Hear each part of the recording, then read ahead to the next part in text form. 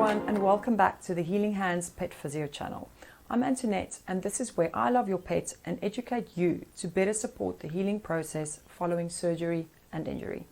Today I'm teaching you 3 straightforward tasks to do within the first 3 days following surgery. So, your pet either had surgery to correct a luxating patella, or repair a torn cranial cruciate ligament, or hip joint surgery like a femoral head and neck excision or total hip replacement. If you are unsure about whether you should apply these treatments to your pet, please ask me in the comment section below or contact me via email at hello@healinghandspetphysio.com, or if you are in South Africa, you are more than welcome to send me a WhatsApp and book your free 15-minute clarification call. The first task I want you to do is apply an ice or cold pack to the surgical area.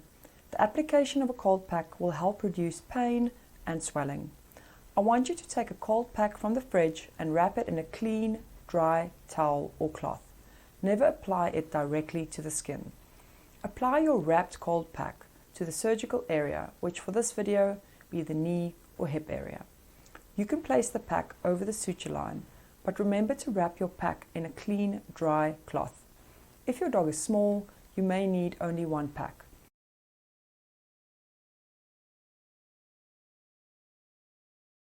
If you have a large dog, 2 packs would be better. On dogs with large knees, I like to apply a pack on both sides of the knee. If this is uncomfortable for your pet, see if you can place it a little further away from the surgical area, but still close enough to the inflamed tissue. I would carefully reposition the pack and slowly continue keeping it moving around the knee while ensuring I have cooled down the total surgical area.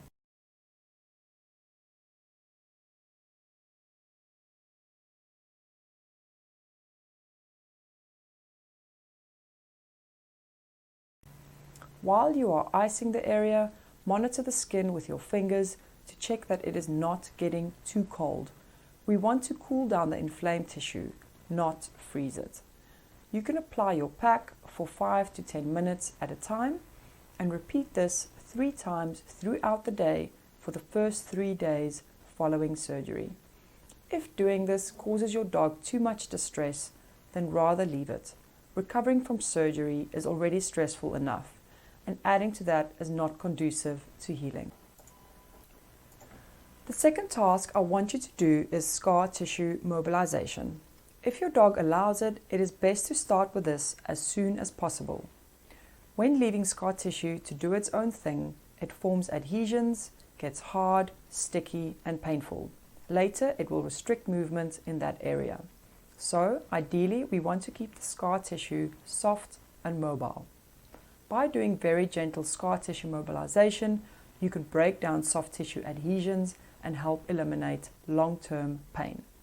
I recommend doing this after the cold pack application.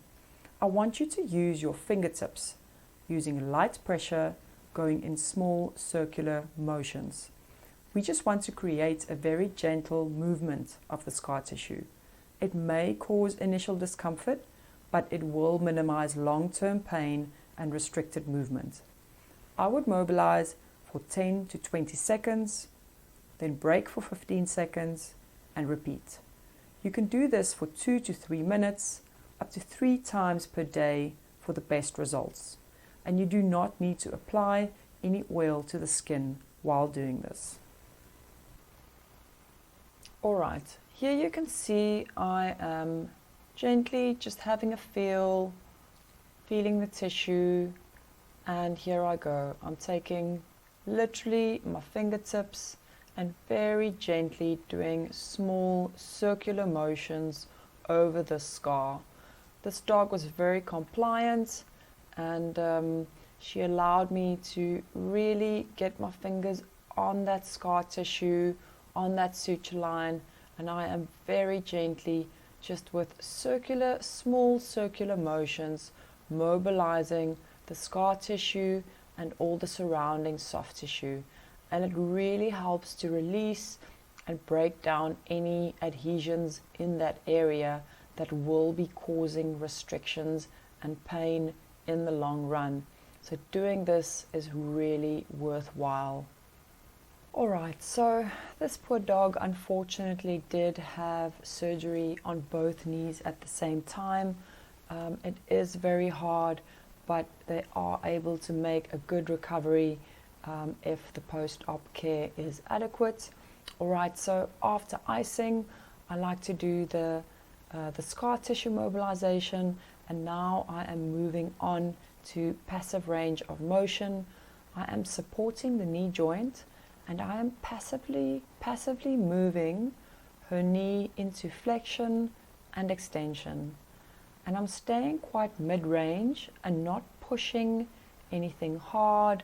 I'm not forcing anything. I'm literally just gently extending and very gently flexing the knee joint, putting it through its range of motion. This really helps to improve circulation, decrease swelling, and keep all your soft tissue structures mobile and in good condition. It is very common for dogs to lose their full extension following these kind of surgeries because they are inclined to keep their knees in a more flexed position while they are offloading and trying to minimize taking weight on the leg. So trying to encourage better extension with these cases is very good. So focusing on extension is very valuable.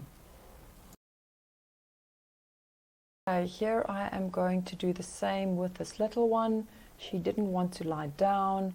She's got quite a bit of swelling around her ankle, and while she's standing, I'm very gently just making sure my hand is just above the knee, and with my other hand I'm very gently flexing and extending that knee joint.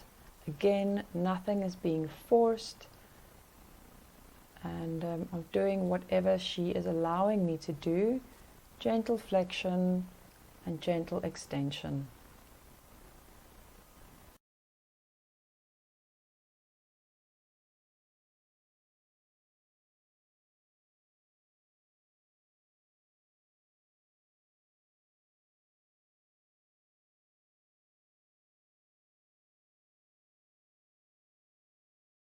So this video is of a patient that I saw recently.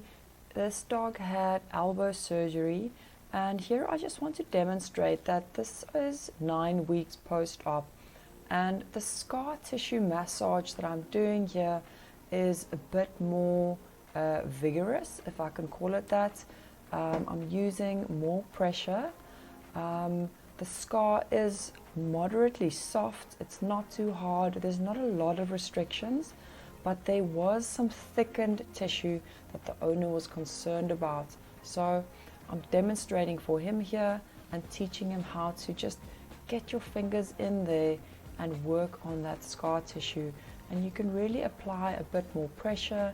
Again, I'm using my fingertips and going in circular motions, and this is really helpful to break down that scar tissue. All right, my valued clients, thank you so much for watching, and I hope you enjoyed my video and that I have taught you something. I promise you these very easy techniques are very helpful. It's very good to do them post-op, especially those first 3 days following surgery. You can continue with the scar tissue massage and the passive range of motion for more than 3 days. The icing is most important for that acute inflammatory phase. So if you are uncertain about anything, please don't hesitate to reach out. I'm here to help you. If you've got any problems, please ask me and I will do my best to be of assistance. I want your dogs to have positive and good healing and get back to recovery and their normal function as soon as possible. So yeah, thanks for watching, and I'll see you soon. Take care. Bye.